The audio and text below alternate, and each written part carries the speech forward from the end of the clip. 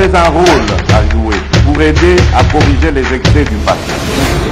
Vous les collègues des grands qui quittez les groupes armés, je vais le dire.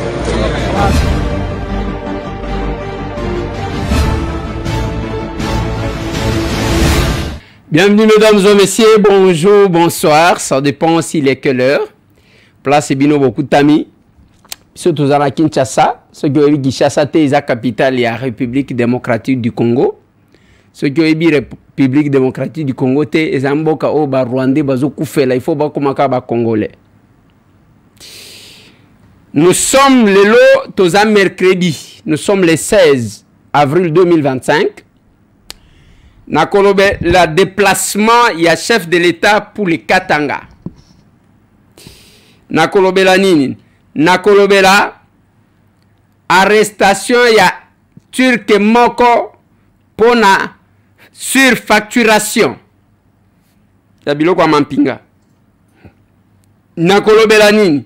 Nakotie la bino mwa vidéo, il y avait Abiyarimana, l'ancien président, il y a Rwanda au Babomaka. Et pas wapi génocide de Bimaka. Oboyokaki Frédéric Mitterrand Azoloba Namiswana. C'est une ancienne vidéo certainement.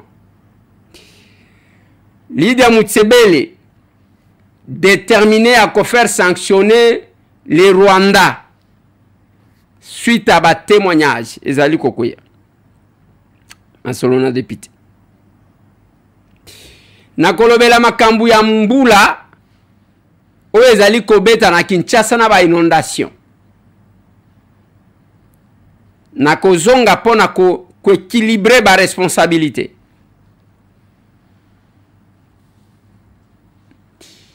Après je vais vous parler de capable.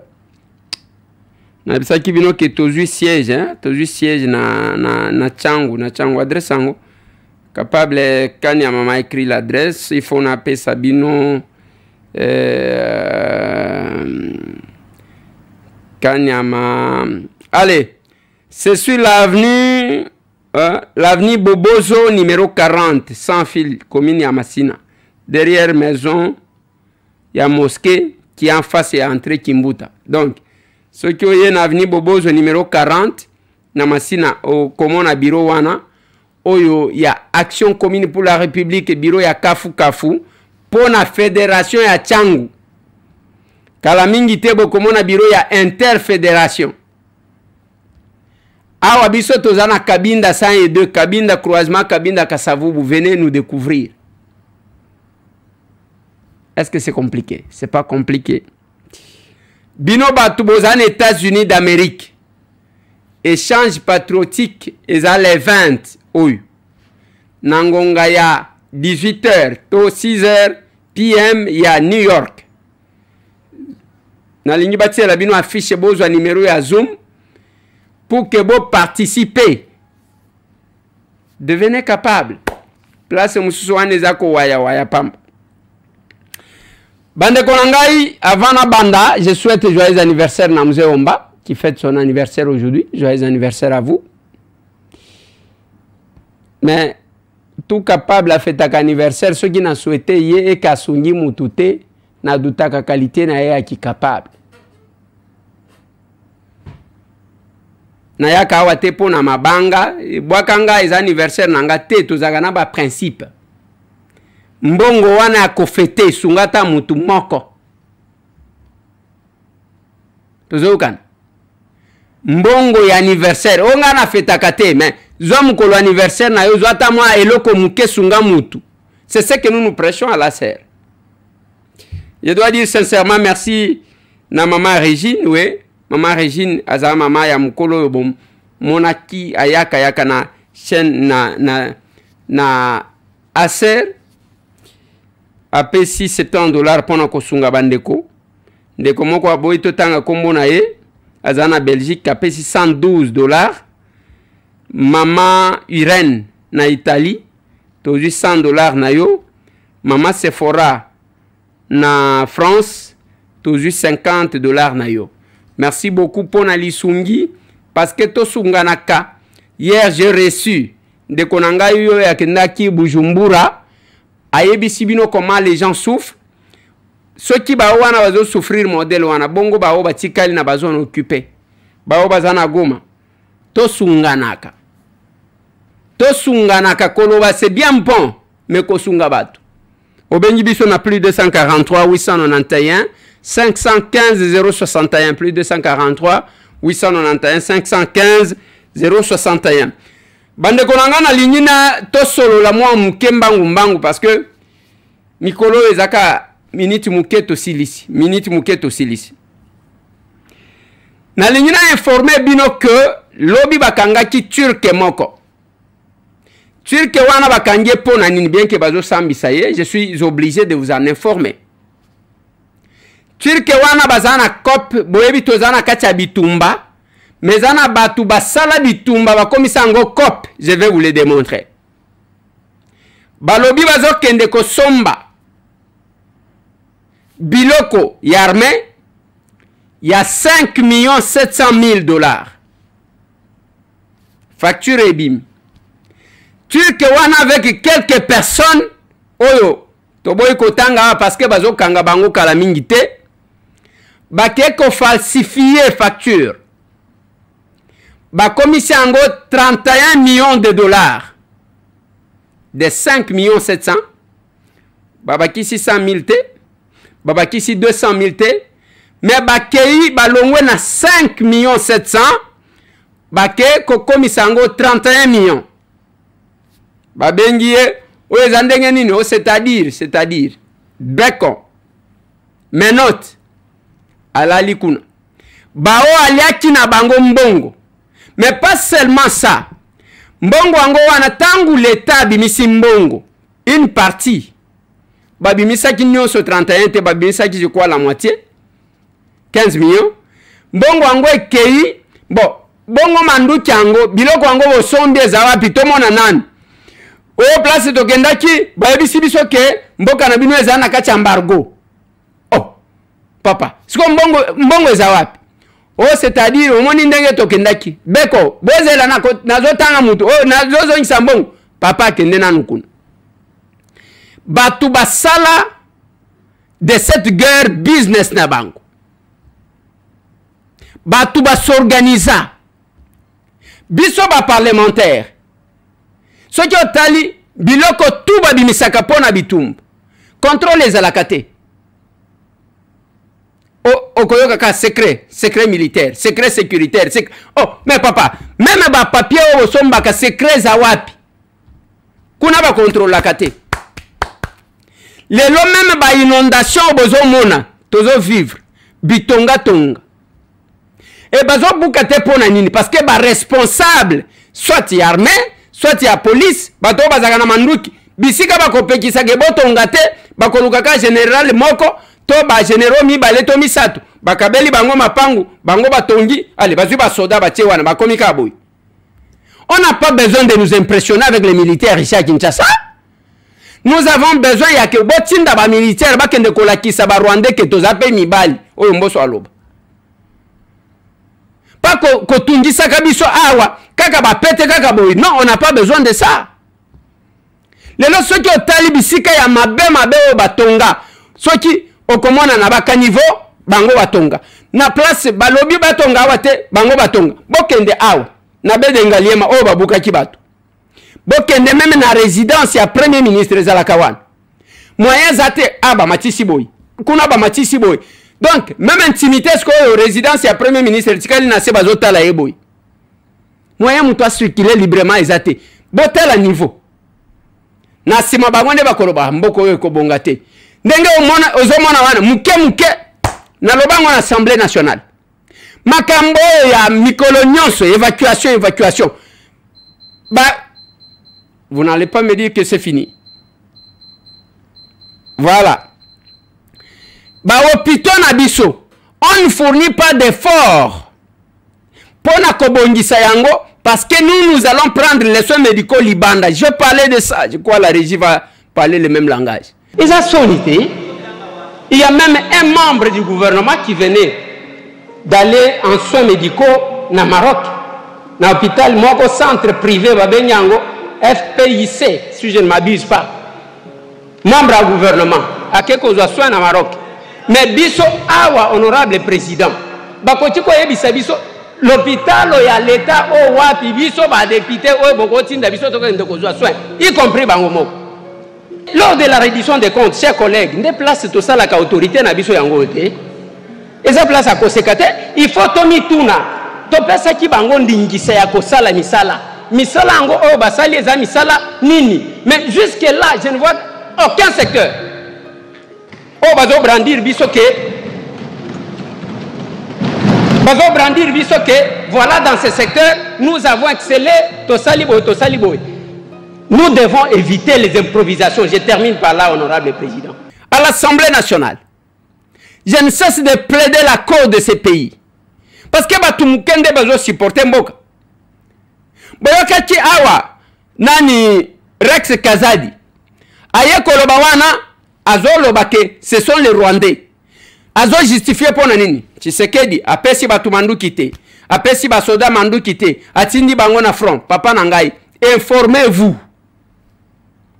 Tangu bazui Goma, bazui au moins 80 000 tonnes ya manduki. Bango moko balobi, bango ne balobaki. Balobi on a plus besoin ya okende konuka manduki to kuti manduki awa. Et chaque fois que batu wana bazolonga, bozomona masasi, bozomona biloko akolia, bozomona manduki, biloko nyonso, donc vous êtes confondus pour na lokuta na bino. L'État fournit l'effort. Les chefs de l'État déterminés. Ya kosili sa makambo, mais batu porter mboka na bango eza problème. Eza problème. Nous marchons entre les épines. Ya batu ba komisa penza ba lingi bitumbesi la te parce que se retrouve ba kokunda bino na ndako. Pendant 7 ans, je l'ai dit, nde bangonga oyo batu ba markaka passage na bango. Il faut koyoka soni. Na ki même chair de poule quand quelqu'un m'a dit que mukolo bazozo a Goma, un général abengi bia mungu azolo banaye mba bosala nyonso bokosala kuna me biloko nanga bosimba te. Tala niveau. Tala niveau. Tala niveau bandeko nangai. Et pendant ce temps mwana Museveni azotele mazolo bana kozwa kisangani na kozwa kisangani. Mwana mobali ya kotele melaye azate mutu na yakajika le gouverneur militaire Luboya qui a réagi. Mais on reste là et tout le monde a bino wana mibali lokola bino basakanaka okoloba nanga Eliezer ta una kenaka nanga na lingana kota musala soda ta una talika ndenge bazo koleba ngona lobina zo kota na kende kuna balobi ozana HT ya okota nabi narate. Mais quel que soit ça, d'ailleurs, nous avons proposé à l'Assemblée nationale pour que les députés n'ont pas la formation militaire. Oui. Ceux qui ont la formation militaire, allez, balongolo qui est député. Comme ça, on sait défendre le pays. Mais Bolingo Yamboka, voilà ce que nous prêchons à l'action commune pour la République. Makamutote Yakayangouan. Le patriotisme, Bolingo Yamboka. Ayoka Koloba. Mboka, nzaleleki, batu wazo souffrir. J'ai un ouvrage ici. Ouvrage, on a sombi à Bruxelles. Na évité ce qui, batu basombagat. Et ça, en 2025, balobi, c'est Juliette Demas qui a publié ça. Alobi, les affamés du royaume. La crise de la pauvreté en Grande-Bretagne. Cet ouvrage, ce qui botte à balobi, aujourd'hui, un Britannique sur 5, dont plus de 4 millions d'enfants, vit en situation de pauvreté. La 7e puissance mondiale n'est plus l'épicentre du col, mais une société en ruine où plus personne n'est à l'abri de la précarité. Les effets combinés du Brexit, de la pandémie et de l'inflation liée à la guerre en Ukraine ont mis au jour les fragilités d'un État-providence qui ne remplit plus sa mission. De Londres, Juliette Demas a étalé à la rencontre des Britanniques touchés par la crise du coût de vie à partir de récits profondément humains. Elle donne à lire les conséquences dévastatrices de 14 ans de politique d'austérité orchestrée par une élite distante. Crise yango. L'ouvrage est là. Parce que les gens n'ont pas le temps de lire ni de s'informer. Biso tokoki kozala na kati ya crise. Biso mboka na biso kozala poto ndenge tozomona wana. Biso mboka na biso ekozanga nzela, mais biso moko nde mutu il faut tobongisa. Biso moko. Biso moko il faut nde tobongisa. Kozela teke mutu akobongisela yo. Parce que bisiko kenda kovanda wana, ezana batu qui ont sacrifié leur vie pour na kobongisa mboka wana. Bokomisa balabala les poubelles. Bozwi biloko yo vanda ozwi biloko bwaki wana. Banzinzi baye bakoyaka kovanda na biloko zoya. Ozolia yo moko après obeli.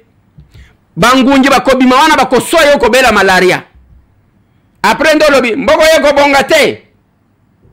Bamai oyo ezotonda, je vous ai expliqué comment nous sommes d'abord biso moko ba irresponsables. Mais en dehors de ça, tozwi batu moko makasi qui ne respecte rien de la loi, ceux qui a que poto azo respecter nyoso akomisa akotonga place à linki. Honorable membre du bureau, estimés collègues, nazotala makambu misatu otopesaki na commission na biso. Makambu embouteillage ya bosoto na eloko babengi construction anarchique. Construction anarchique eza koloba nini? Batu oyo bazotonga sans que bato sa mibeko ya kotonga. Batu oyo bazotonga bisika bapekisa kotonga. Batu oyo bazotonga kolekisa ndelo ya bisika esengela ki batonga. Batu oyo bazotonga na ndenga ya mabe bandako ezokweya. Honorable président, metangu namoni rapport oyo bapesi biso. Nalobi rapport ezaka eloko moko muke par rapport ya ba réalité tozana ngo na Kinshasa.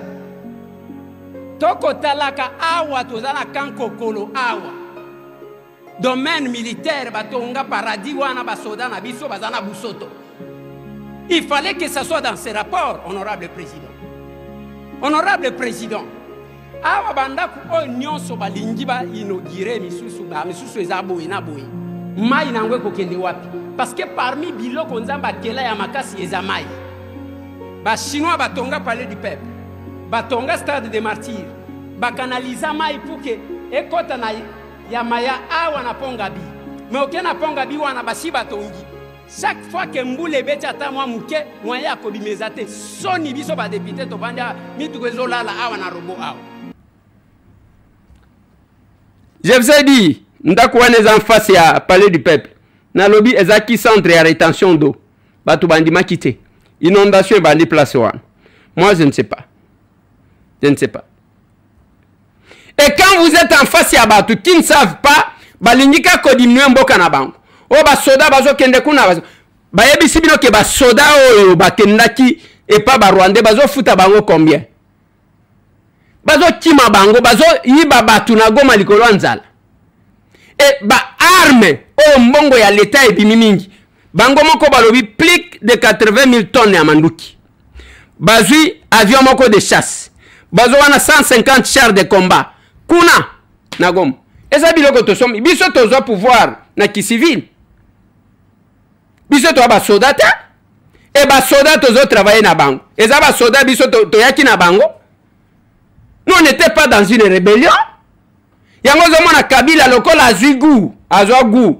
Baye babomi batu. Alobi na zonga lokola na bomaki penzate na zonga na boma lisusu. Comme ça les babenyinga shina rambo. Aïe aïe aïe. C'est très compliqué. Et atrocité, barbarie, kuna. Les gens ne reconnaissent pas. Je vais vous proposer de suivre Lydia Moutiébel avec le témoignage. Là où elle dit qu'elle est déterminée à faire sanctionner le Rwanda. Suivez-moi cet élément. Le temps qui est aux ongles. Pour ceux qui disent que le M23 et ses supplétifs de l'armée rwandaise ne commettent aucun crime, aucune exaction contre les populations civiles à Goma, à Bukavu, à l'est de la RDC, suivez cette vidéo et vous allez comprendre pourquoi nous devons continuer à exiger des sanctions contre M. Kagame et son armée rwandaise. Bonjour à tous, j'espère que vous allez bien. Je vais vous parler d'ici qui vivent la population ici au nord Kivu et au sud Kivu. Je vais me concentrer sur ceux qui sont à Goma et moi personnellement. La guerre a commencé le 26 janvier 2025. Ces jours-là, les rebelles du M23 sont entrés en affirmant qu'ils venaient pour nous libérer.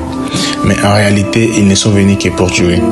Depuis leur arrivée, des milliers de personnes ont fui Goma, cherchant refuge dans les pays voisins où ils vivent aujourd'hui dans des conditions extrêmement difficiles. Ceux qui n'ont pas pu fuir sont restés livrés à la terreur. Chaque jour, des jeunes sont tués comme des animaux. Ils tuent, si se peut, 60 jeunes par jour, exécutés froidement. Mais cela ne soit pas sur les réseaux sociaux, car toute personne qui ose en parler risque d'être assassinée sur place. Moi-même, j'ai fui ma maison. Les rebelles du M23 sont venus me chercher pour m'éliminer. Par la grâce de Dieu, j'ai réussi à m'échapper. Je me retrouve dans une cité où je ne connais personne, déraciné mais vivant. Ceux qui sont restés à Goma ou dans les zones occupées continuent de mourir dans le silence. Les jeunes sont enlevés des forces. Et s'ils refusent de rejoindre la rébellion, ils sont exécutés sur les champs. Leurs corps sont ensuite vêtus de l'uniforme de FRDC pour dire qu'ils étaient des militaires. Les femmes, les jeunes filles subissent des violences sexuelles chaque nuit, chaque jour. Les hommes sont tués tout simplement parce qu'ils protègent leurs femmes, leurs chair.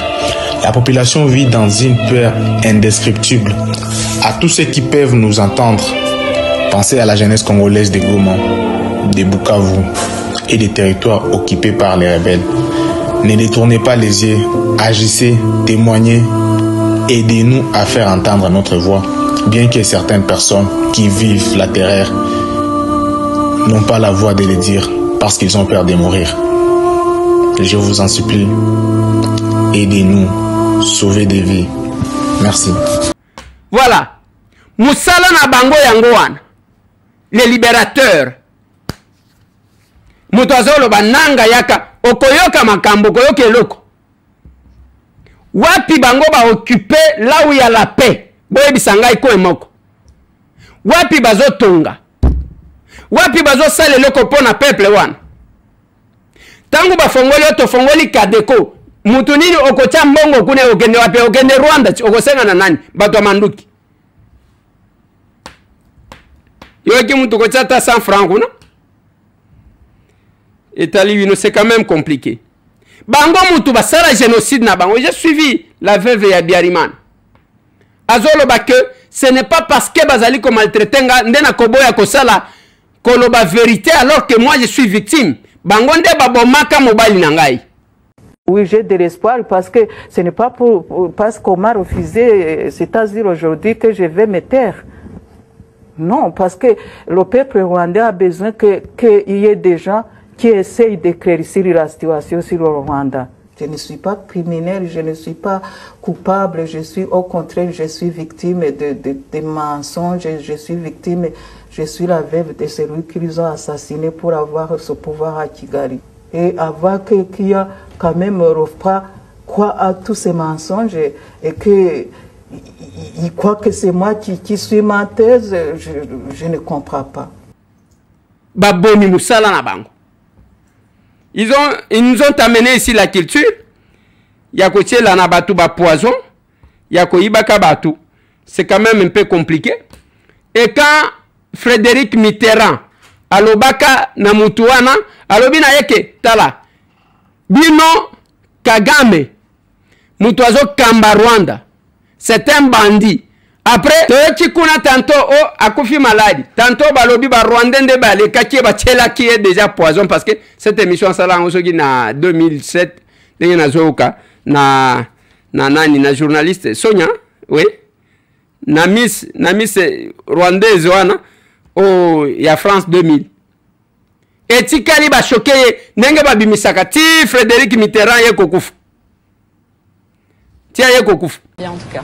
C'est un merveilleux pays. Je souhaite à tout le monde d'aller au Rwanda aujourd'hui parce que, vous savez, avec les problèmes politiques d'aujourd'hui, c'est-à-dire la rupture diplomatique qu'il y a pour une histoire d'enquête et machin, on a des gros problèmes aujourd'hui à nous imposer. Une histoire d'enquête qui est justifiée quand même.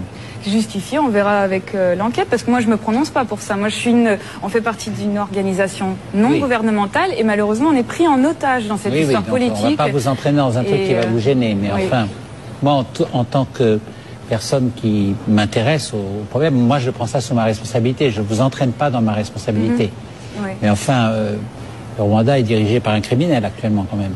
Le Rwanda est dirigé par... Non, je ne suis pas forcément d'accord. Je ne veux pas vous emmener là, mais enfin, en tout cas, moi je le dis, pour les gens qui regardent, selon toute probabilité, c'est le président actuel du Rwanda qui a fait tirer sur l'ancien président et qui a ensuite déclenché les massacres. Des suppositions, oui, sur des suppositions, mais elles sont tellement avérées. Je veux pas, on va pas la gêner. Et c'est tellement avéré qu'il y a quand même assez peu de chances pour que ce soit faux. Et plus, d'ailleurs, il se défend en attaquant la France, et plus il s'enfonce. La France, elle n'est pas non plus exemplaire. Non, mais d'accord, mais c'est beaucoup plus compliqué qu'on ne pense. Mais en tout cas, il ne faut pas dire qu'actuellement c'est un lieu de vacances. Voilà. C'est pas un lieu de vacances, mais en tout cas ici. J'ai pas dit ce que vous avez dit.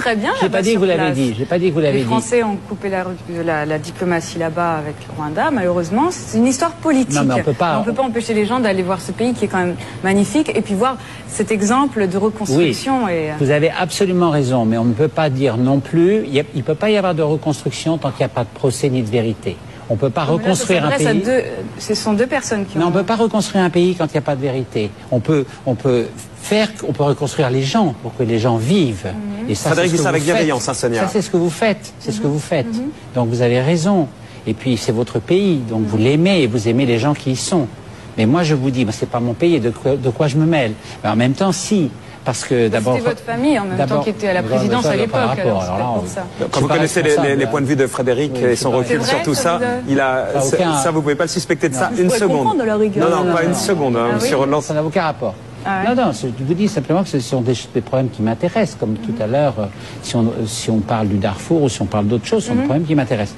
Il se trouve que là, la situation, la vérité n'a pas été faite, la situation n'est pas du tout claire, et il y a certainement beaucoup de devoirs de justice à faire. Donc, vous défendez les gens, la reconstruction des gens, la reconstruction des enfants, vous avez absolument raison, vous avez absolument raison. Mais à un certain moment, on ne peut pas dire qu'il ne faut pas aussi reconstruire le pays. Et reconstruire le pays, ça c'est pas fait. Voilà, c'est tout. Merci Frédéric de ce que je pense. Pas de côté et qui nous éclaire sur le Rwanda. En tout cas, ça vous éclaire, mais enfin j'essaye de... J'espère qu'il y aura simplement un peu plus d'éclaircissement sur cette histoire au Rwanda. Malheureusement, il y a quand même 1 million de morts qui sont pendant 100 jours pour 1 million de morts, c'est vraiment peu. Oui. Et il faut comprendre d'où ça vient et pourquoi ça a été fait. Batu kaka modèle wana balanda opposant ba okende ko bomu batu bango ba vandela bango soki ba vampire soki ba melima kila témoigner de na yambaki collègue nanga ya wala dit hier alobi a viva makambo ya Kisangani, il avait 11 ans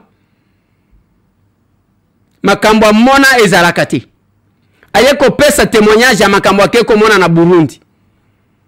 Et wana ezo kokate na tshela bino batu bakata maboko awa na tshela bino batu ya ndenge na ebite soki bo comprendre. Vous pensez que batu bazo maltraiter wana baza baluba baza ndeko a Tshisekedi baza batu ayi de pes.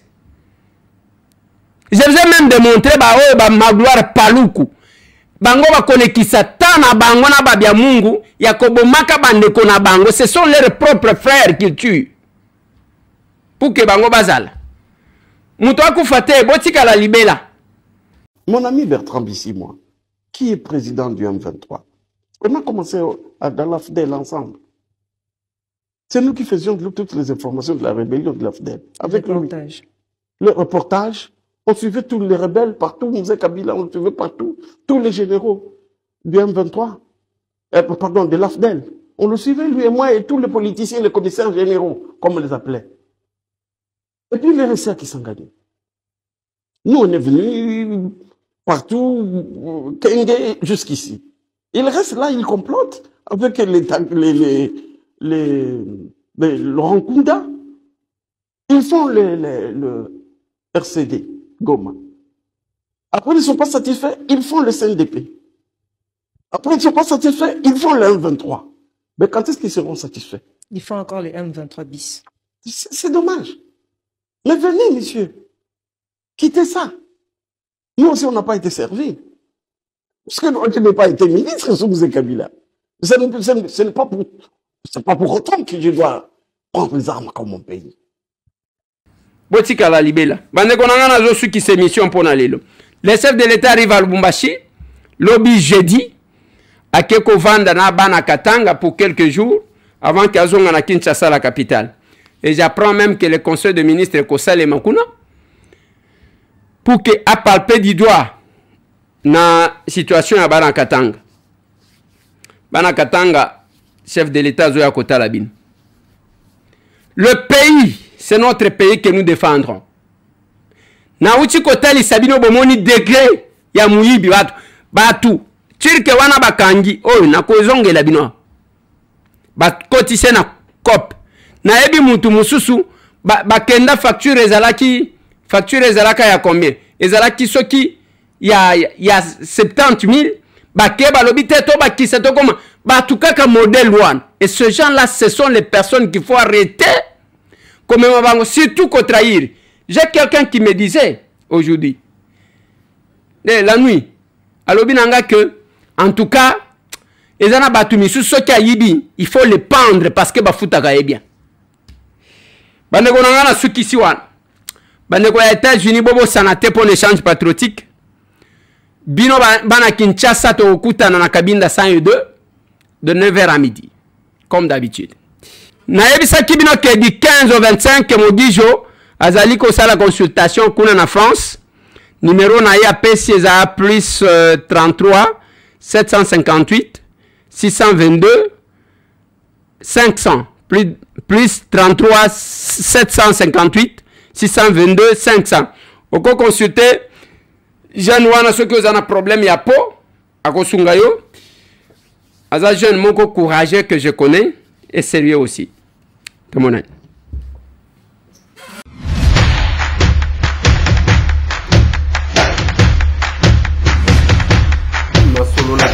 Honorables députés et sénateurs, vous avez un rôle à jouer pour aider à corriger les excès du passé. Vous les collègues des grands qui quittez les groupes armés, je vais le dire.